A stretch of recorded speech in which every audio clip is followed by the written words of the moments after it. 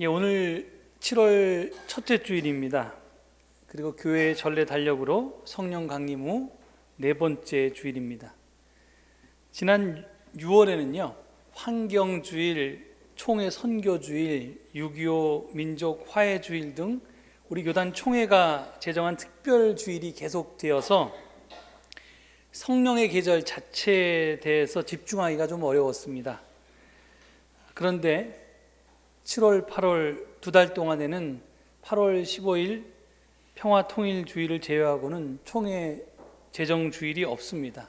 그래서 우리가 7, 8월 온전히 두 달 동안 이 절기에 집중할 수 있게 되었습니다.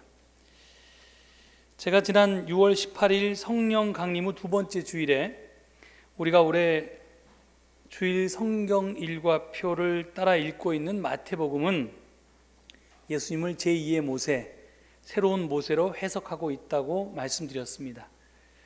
또 요 몇 주 동안 우리가 읽고 있는 마태복음 10장과 11장은 이 새로운 모세오경의 두 번째 책에 해당하고 여기에는 파견 설교가 모아져 있다고 했습니다.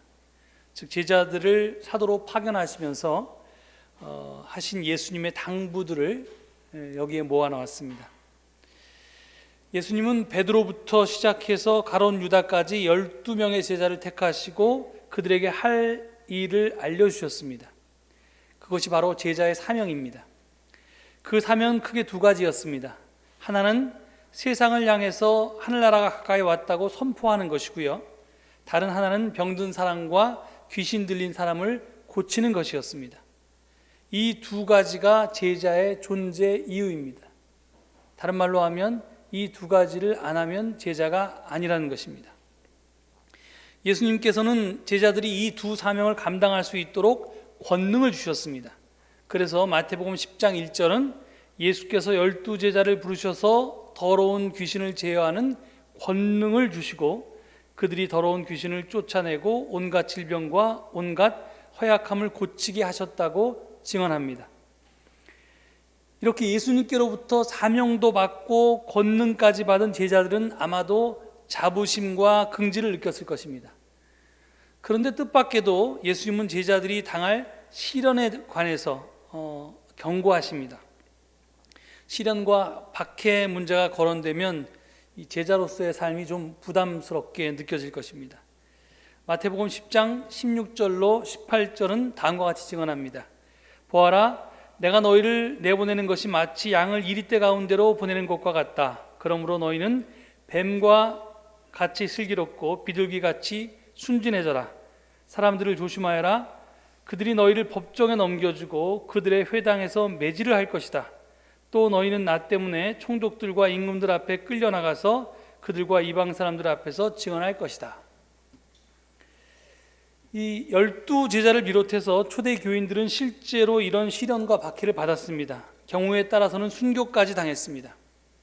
그런데 예수님은 제자들이 시련과 박해를 견딜 수 있도록 두 가지 사실을 확인해 주셨습니다. 병만 주신 게 아니라 약도 주셨습니다. 제자들의 의식을 새로운 차원으로 끌어올리신 것입니다. 첫째가 뭐냐면 그들을 괴롭히는 세속 권력의 한계를 꿰뚫어 보라고 하십니다. 세속 권력은 사람의 몸만 죽일 뿐이지 영혼은 죽이지 못합니다. 그러니 제자들이 정말로 두려워할 대상은 몸과 영혼을 심판하시는 분, 즉 창조주 하나님이라는 것입니다. 그래서 마태복음 10장 28절 이하는 이렇게 이야기합니다. 그리고 몸은 죽일지라도 영혼을 죽이지 못하는 이를 두려워하지 말고 영혼도 몸도 둘 다 지옥에 던져서 멸망시킬 수 있는 분을 두려워하여라. 참새 2마리가 한 양에 팔리지 않느냐? 그러나 그 가운데서 하나라도 너희 아버지께서 허락하지 않으시면 땅에 떨어지지 않을 것이다. 아버지께서는 너희의 머리카락까지도 다 세워놓고 계신다. 그러니 두려워하지 말아라. 너희는 많은 참새보다 더 귀하다. 여기서 예수님 메시지의 핵심은요, 몸만 죽이는 자와 몸과 영혼을 둘 다 멸망시키는 분 중에서 후자가 더 두려운 존재이니 후자를 두려워하라 라는 말이 아닙니다. 만약에 우리가 이 규절을 그렇게 해석하면 이 말은 최선이 아니라 차악을 선택하라는 말이고 또 기쁨으로 선택하는 것이 아니라 할 수 없이 하는 수 없이 선택하는 것이 됩니다. 이런 순교는 맞이하는 죽음이 아니라 할 수 없이 당하는 죽음일 뿐입니다. 다시 한번 말씀드립니다.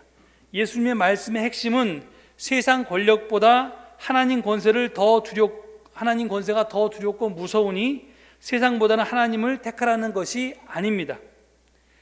세상의 창조주시고 주관자이신 하나님께서는 참새의 생명까지도 귀히 여기시고 그의 생명에 친히 간섭하시는데, 참새와는 비교도 할 수 없을 만큼 하나님께 귀중한 존재인 당신의 생명에 대해서 하나님께서 어떻게 하시겠느냐, 얼마나 잘 챙겨주시고 또 마음써 주시겠느냐, 그런 말입니다. 그러니 세상 권력이 아니라 하나님의 은혜를 믿고 하나님께 너의 전 존재를 맡겨라, 이런 말입니다. 바로 이러한 믿음 때문에 초대 교인들은 시련과 박해를 받았을 때 두렵기도 했겠지만 굴복당하지 않았습니다. 순교의 용기도 바로 이 말씀에서 나왔습니다. 나아가서 예수님은 제자들이 시련과 박해를 견딜 수 있도록 두 번째로 확인해 주셨는데요, 그게 뭐냐면 제자들이 받을 상에 대해서 언급해 주십니다. 상에 대한 이야기가 오늘의 본문 말씀인 마태복음 10장 40절로 42절에 구체적으로 나옵니다. 먼저 40절에서 예수님은 제자들에게 격려가 되는 말씀을 주셨습니다. 너희를 맞아들이는 사람은 나를 맞아들이는 것이요, 나를 맞아들이는 사람은 나를 보내신 분을 맞아들이는 것이다. 제자들을 맞아들이는 사람은 곧 예수님을 맞아들이는 것이요, 또 예수님을 맞아들이는 사람은 하나님을 맞아들이는 것이라는 말씀입니다. 제자들의 길을 세워주는 말씀으로 들립니다. 비록 제자들을 거부하는 사람들도 있겠지만 맞아들이는 사람들도 있을 테니 걱정하지 말라는 말입니다. 그런데 이 말씀의 논리를 보면요, 제자, 예수님, 하나님 이렇게 이어집니다. 그렇다면 결국 제자들을 맞아들이는 것은 바로 하나님을 맞아들이는 것이 된다는 것이 됩니다. 나아가서 제자는 곧 예수님이요 하나님이다라는 논리까지도 가능합니다. 정확히 말하면 제자는 예수님의 대리자요 하나님의 대리자다, 이런 말입니다. 저는 이 말씀을 들으면서 요즘 심쿵이라는 말이 유행한다고 그러던데요, 심장이 쿵할 정도로 놀란다는 뜻이랍니다. 그런데 이 40절 말씀은 하나님께서 당신이 파견하시는 제자들을 향해서 내가 사람들 앞에서 너는 내 사람이야, 이렇게 책임져 주시겠다는 말입니다. 그러니까 이 연속국에서 이 여자는 내 여자야, 이 남자는 내 남자야, 이런 말이 굉장히 심쿵한 대사라고 하는데, 그거 왜 그렇게 심쿵한지 모르겠지만 하여튼 하나님께서 이 사람 내 사람이다라는 말을 직접 하시겠다는 겁니다. 지금 하신 것입니다. 그러니까 정말 심쿵한 대사가 아닐 수가 없습니다. 이 말씀이 나오게 된 동기가 무엇인지를 한번 생각해 보십시다. 예수님은 12제자에게 해야 할 일을 두 가지로 말씀하셨습니다. 하나는 세상을 향해서 하늘나라가 가까이 왔다고 선포하는 것이고요, 다른 하나는 병든 사람과 귀신 들린 사람을 고쳐주는 것이라고 했습니다. 제가 지난 6월 18일 성령 강림 후 두 번째 주일 증언에서 병 고침에는 두 가지 차원이 있다고 했습니다. 하나는 질병을 치료하는 것이고 다른 하나는 고통을 치유하는 것이라고 했습니다. 이 소의, 작은 의사는 질병을 치료하고 중의는 사람을 치료하며 대의는 국가와 사회를 치료한다는 말도 소개했었습니다. 따라서 이 고통의 치유라고 하는 것은요, 제자들이 하는 고통의 치유라고 하는 것은 우리가 의사처럼 병자를 고친다, 병자의 그 병을 치료한다라는 그런 말이 아니라 왜곡된 세상의 근원적인 변혁을 추구하라는 말의 다름이 아닙니다. 이 세상이 일그러져서 정상적인 것이 다 비정상이 되어서 사람들이 그 밑에서 씨름하고 있으니까, 그래서 몸과 마음이 다 아프니까 그 세상을 바로잡아라, 이런 뜻입니다. 제자들의 삶은 이 사명에 의해서 정당성이 확보되는 것입니다. 따라서 제자들을 받아들인다는 말은 곧 예수님이 선포한 하늘나라, 즉 하나님의 나라가 가까이 왔다는 사실을 받아들이는 것이고요, 동시에 그 임박한 새 세상의 근거에서 지금 세상을 변혁하는 일에 나도 동참한다는 뜻입니다. 그러니까 제자들의 선포에 동의하는 것은 그 제자들의 궁극적으로는 하나님의 꿈에 나도 동의하고 그것을 받아들이고 그 일에 나도 동참하고 참여한다는 뜻이란 말입니다. 이런 사람이야말로 예수님을 맞아들이는 것이고 하나님을 맞아들이는 것입니다. 이런 점에서 볼 때 40절의 말씀은 제자들의 사명이 중요하니 시련과 박해를 받더라도 힘을 내서 그 사명을 잘 감당하라는 뜻으로 새길 수가 있습니다. 이 말씀으로 제자의 사명과 관련된 문제는 사실은 깨끗하게 정리가 됩니다. 그런데 이 41절과 42절에서 갑자기 상에 대한 이야기가 나옵니다. 사실 40절과는 좀 문맥이 안 맞을 수도 있고 좀 자연스럽지 않은데요. 41절은 이렇게 증언합니다. 예언자를 예언자로 맞아들이는 사람은 예언자가 받을 상을 받을 것이요 의인을 의인이라고 해서 맞아들이는 사람은 의인이 받을 상을 받을 것이다. 이 40절과 연관해서 본다면 41절에 나오는 상을 받을 사람은 제자들을 맞아들이는 사람들입니다. 그러니까 전도 대상자라고 할까요? 하여간 세상 사람들이 제자들을 맞아들이면 제자들을 그들에게 예언자가 받을 상이나 의인이 받을 상이 주어진다는 그런 뜻으로 문맥상 그런 뜻으로 해석이 됩니다. 근데 분명히 형식적으로는 그런 뜻으로 읽히지만 실제로는 다른 뜻입니다. 왜냐하면 우리는 지금 마가복음의 저자의 관심이 무엇인지 살펴봐야 되는데요. 마태는 제자들을 받아들이거나 거부하는 사람들이 아니라 제자들을 향해서 말하고 있는 중입니다. 지금 이게 제가 이 마태복음 10장과 11장이 이 모세오경의 두 번째, 새로운 모세오경의 두 번째에 해당되는 말이고 이 주제는 뭐냐면 여기에 모여있는 말들은 파견설교라고 했잖아요. 그러니까 제자들을 파견하시면서 제자들에게 하신 말씀입니다. 제자들을 맞아들이는 사람에게 한 말이 아니라 제자들에게 말씀을 했다는 것에 주목할 필요가 있습니다. 저들은 극심한 시련과 박해를 받은 초대 공동체에 속한 사람들이었습니다. 따라서 41절과 42절에서 말하는 상 받을 사람들은 제자들을 가리킨다고 보는 것이 옳습니다. 여기서 두 가지 상이 언급됩니다. 하나는 예언자의 상이고요, 다른 하나는 의인의 상입니다. 20세기의 위대한 사상가 아브라함 헤셀은 이런 말을 했습니다. 예언자들이 어떤 사람인가 하면 고아나 과부, 나그네 한 사람이 제대로 인간 대접을 받지 못하는 일이 하나님 백성 가운데서 일어난다면 하늘이 뒤집힌다고 믿었던 사람들이다.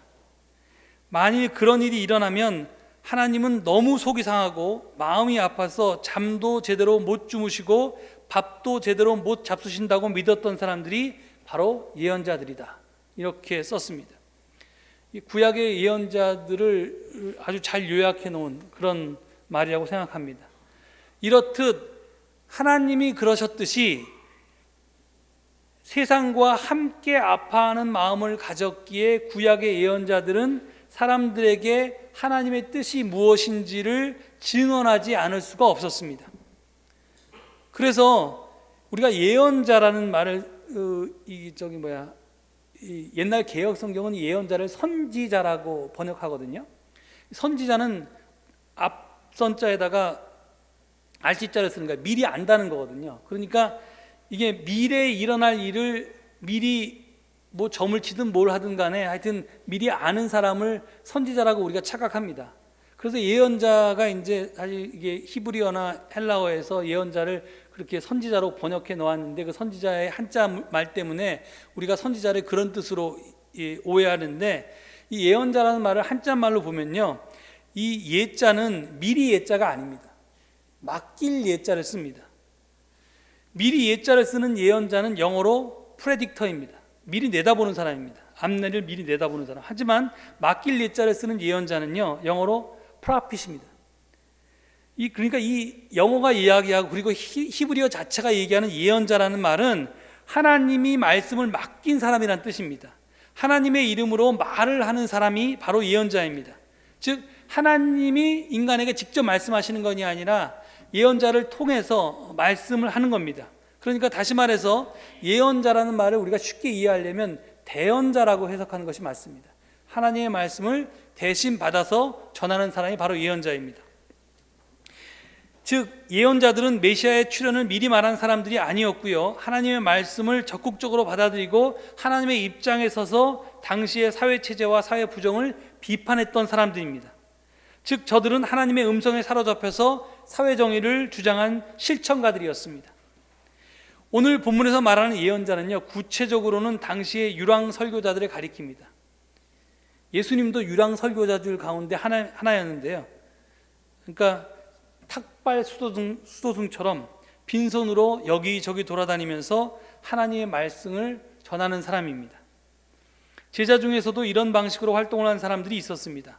사도 바울이 바로 대표적인 그런 예입니다. 의인도 마찬가지입니다. 의인이라고 하는 것은 고대 유대 사회에서 의인을 뜻할 때는 하나님을 위해서 일하다가 박해받는 사람들을 가리킵니다. 제자들과 초대 교인들은 모두 이런 의인에 대한 자의식이 있었습니다. 제가 마태복음을 예전에 올해 시작하면서 설교할 때 마태의 자의식에 대해서 말씀드렸습니다. 자기네들이 가지고 있는 이 자존감과 자의식, 나는 어떤 사람이다, 하나님께로부터 전권을 받은 사람이다, 이런 이제 자의식이 있었는데, 이게 이제 나는 예언자다, 나는 의인이다, 이런 자의식이 있었다는 거죠. 그래서 마태는 기독교인들이 의인의 상을 받을 것이라고 말한 것입니다. 그런데 그러니까 이 제자들에게, 지금 파송받는 제자들에게 당신들은 예언자가 받을 상을 받을 것이고 의인이 받을 상을 받을 것입니다, 이렇게 얘기했다는 겁니다. 그런데 그 상이 도대체 뭘까요? 오늘 복음 말씀에서 상을 받을 것이라는 말씀이 왜 나오는지를 돌아보십시오. 이 말씀은 예수님의 제자로 살겠다고 결단한 사람들을 향한 말씀입니다. 그 사람들은 하늘나라 또는 하나님 나라가 가까이 왔다고 선포하면서 병든 세상을 치유하는 일에 부름받은 사람들입니다. 그들은 청중들이 외면해도 오로지 하나님의 영에 의존해서 하나님의 말씀을 선포하는 예언자들이며, 온갖 시련과 박해 가운데서도 하나님의 뜻에 전적으로 의존하는 의인들입니다. 예수님 바로 그들이 예언자의 상을, 그리고 그들이 의인의 상을 받을 것이라고 말씀하신 것입니다. 잘 들으십시오. 예언자와 의인의 삶 자체가 바로 하나님이 주시는 상입니다. 제자로서의 삶 자체가 상이라는 말입니다. 왜냐하면 제자의 사명이 바로 하나님의 일이기 때문입니다. 하나님의 일에 참여하는 것이 바로 상입니다. 이것보다 더 좋은 상은 없습니다. 제자가 된 사람은 제자로서의 삶으로 충분히 만족할 수 있고 만족해야만 합니다. 다른 것을 더 준다고 해도 받으려고 하지 않습니다. 하나님의 일에 마음을 빼앗긴 사람에게는 그것 외에 다른 것들은 다 군더더기입니다. 거꾸로 군더더기에 마음을 빼앗기게 되면 하나님의 일에 집중할 수가 없습니다. 이것처럼 불행한 일도 없습니다. 기독교인들은 제사에는 마음이 없고 제밥에만 관심이 있는 사람들처럼 제자로서의 삶에는 관심이 없고 상 받는 것에만 관심이 있어서는 안 됩니다. 우리는 부족하지만, 모자라지만, 자격이 없지만 하나님이 나를 불러 너는 내 사람이다, 이렇게 말씀하시면서 당신 일을 맡겨주셨다는 겁니다. 그것 자체가 영광이고 기쁨이고 감사함이고 상이라는 것입니다. 만약에 그것을 넘어서서 내가 이 일에 열심히 하면 다른 어떤 보상을 받겠지, 이런 식의 생각을 갖는 것 자체는 이게 군더더기에 마음을 쏟는, 제사가 아니라 제밥에만 마음을 쏟는 그런 태도라는 겁니다. 예를 들어서 여기에 시인이나 화가가 있다고 하십시다. 그들도 시집을 내거나 그림을 그려서 돈을 많이 벌 수 있을 것입니다. 하지만 돈을 많이 버는 것이 시를 쓰는 행위나 그림을 그리는 행위의 상이라고 여긴다면 그들은 참된 시인이나 또는 화가, 예술가가 되지 못할 것입니다. 시인에게는 시를 쓸 수 있는 것 자체가 상입니다. 거기서만 그는 영적으로 만족할 수가 있기 때문입니다. 그리스도인은 제자로 사는 것 자체가 하나님의 상이라고 생각합니다. 그가 그리스도의 참된 제자라고 한다면 그렇게 생각할 수밖에 없습니다. 반대로 그렇게 생각하지 못하거나 그렇게 생각하지 않는다면 그는 그리스도의 제자라고 할 수 없을 것입니다. 저는 오늘 복음 말씀이 말하는 제자가 받을 상에 대해서 묵상하다가 이제 박 목사님 일주기가 다가와서 그런지 박 목사님이 생각났습니다. 저는 80년대 초부터 박 목사님을 가까이서는 못 뵀고요, 멀리서 뭐 연설하시거나 설교하시거나 뭐 쓰신 책이거나 뭐 이런 걸 통해서 그 박 목사님 배웠는데요. 제가 뵐 때마다 박 목사님의 얼굴은 참 편안해 보였고요. 그리고 언제나 얼굴에는 미소가 가득했습니다. 그래서 목사님 사진을 지금 찾아봐도 웃는 얼굴이 참 많습니다. 목사님과 같은 시대에 비슷한 삶을 사셨던 다른 분들에 비해서 목사님은 장수하셨습니다. 감시도 당하고 모함도 당하고 박해도 받고 투옥되고 하는 온갖 시련을 겪었지만 그 스트레스 때문에 얼굴도 일그러지고 병도 들을만 한데 그것이 보통 사람의 경우인데, 그래서 이게 뭐 옛날 일제 시대 때부터 하여튼 항일 운동했던 분들 또 민주화 운동했던 분들이 요절을 하는 경우가 참 많은데 박 목사님은 그렇지가 않았습니다. 물론 조상들로부터 물려받은 선천적인 건강 때문이기도 하겠지만 저는 그게 이유의 전부라고 생각하지 않습니다. 그 이유는 박 목사님께서 당신이 받은 시련과 박해를 상으로 여기셨기 때문이라고 믿습니다. 그분은 시련과 박해를 당하신 것이 아니라 시련과 박해를 받으셨습니다. 여러분, 빼앗기는 것과 주는 것은 다릅니다. 이게 객관적으로 보면 비슷하죠. 내게 남의 것이 되는 겁니다. 이 내게 남의 것이 되는 게 빼앗겨서 그렇게 될 수도 있고 내가 주어서 그렇게 될 수도 있습니다. 하지만 둘은 전혀 다른 거죠. 내게 남의 것이 되는 결과는 똑같지만 그 과정이나 이런 건 전혀 다릅니다. 마찬가지로 당하는 것과 받는 것은 다릅니다. 당하는 것은 내 의지로 하는 것이 아니지만 받는 것은 내 의지로 하는 것입니다. 시련도 기꺼이 받으니 기쁘고 감사할 수 있습니다. 제가 앞에서 말한 제자가 받을 상은 예언자와 의인의 삶 자체라고 한 것은 바로 이런 뜻에서입니다. 20세기의 대표적인 신학자 칼 바르트는 복음주의 신학 입문이라는 책에서 하나님이 행하신 놀라운 일에 휩쓸리는 것이 신학적 실존이라고 얘기했습니다. 그가 말하는 신학적 실존은 곧 제자의 실존입니다. 하나님의 놀라운 행위를 경험한 사람은, 그 은혜를 경험한 사람은, 그 사랑을 체험한 사람은 아무도 거기에 휩쓸리는 것을 거부할 수가 없다는 것입니다. 구경꾼으로 남아있을 수가 없다는 것입니다. 제자로서의 삶에 집중하지 않을 수가 없다는 것입니다. 그런 삶 자체가 생명의 멸관이고 바로 제자로서 받게 될 상이라는 것입니다. 그렇습니다. 오늘 복음 말씀에서 중요한 것은 상을 받는다는 것이 아니라 제자로서의 삶 자체가 상이라는 것입니다. 본문 42절은 제자로서의 삶을 실감나게 묘사하고 있습니다. 내가 진정으로 너희에게 말한다. 이 작은 사람들 가운데서 하나에게 내 제자라고 해서 냉수 한 그릇이라도 주는 사람은 절대로 자기가 받을 상을 잃지 않을 것이다.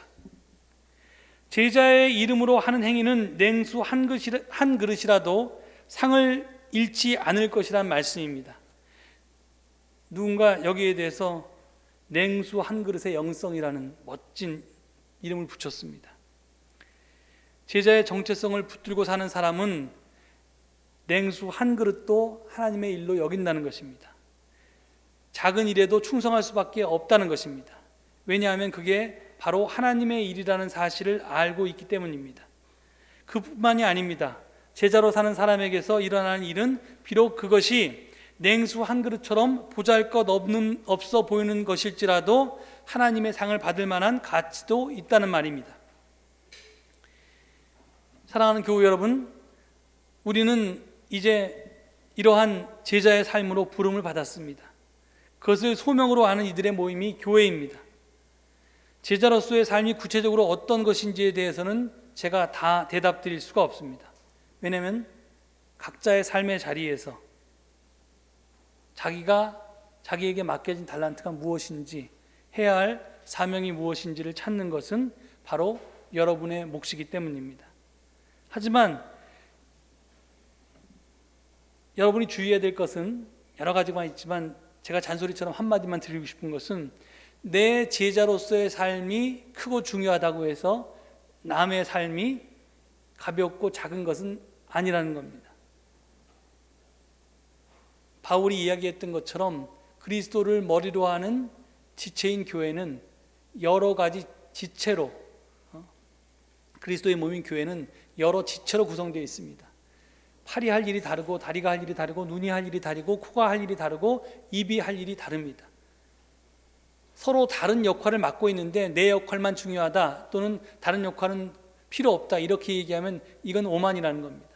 모든 제자로서의 삶이 우리가 한 공동체로서 남이 하는 일에 대해서 존중해 줄 필요가 있다는 겁니다. 하나님께서 존중하시니까 내가 존중 안 할 일이 없는 거죠. 그 다음에 그것이 내 눈에는 작아 보일지라도, 어떤 사람들은 뭐 나라를 구하는 일을 할 수 있고, 어떤 사람은 기껏해야 뭐 자기가 속한 가정이나 이 교회를 위해서 일하는 것이 작아 보일 수도 있지만 그것도 결코 작지 않다는 겁니다. 우리가 해야 될 일은 뭐냐면요, 그것이 크던 작던 어떻든 간에 우리가 하나님의 일인 줄 알고 제자로서의 삶을 살아가는 것입니다. 제가 몇 번 성경 공부 시간에 말씀드렸지만 do what you can, 네가 할 수 있는 일을 하라는 겁니다. 내가 할 수 없는 일을 하는 것이 제자의 삶이 아닙니다. 내가 받은 달란트를 가지고 나에게 맡겨진 일을 기쁨으로, 감사함으로 감당하면서 사는 것, 그것이 제자로서의 삶입니다. 그리고 우리는 이 교회 공동체에 속해서 각자 맡은 그 기쁨으로 감당할 수 있는 일을 하면서 이 그리스도의 몸을 움직이게 하고, 이 그리스도의 몸을 통해서 세상을 바꿔나가는 하나님의 일에 동참하고 있는 것입니다. 이것을 잊지 않으면 됩니다.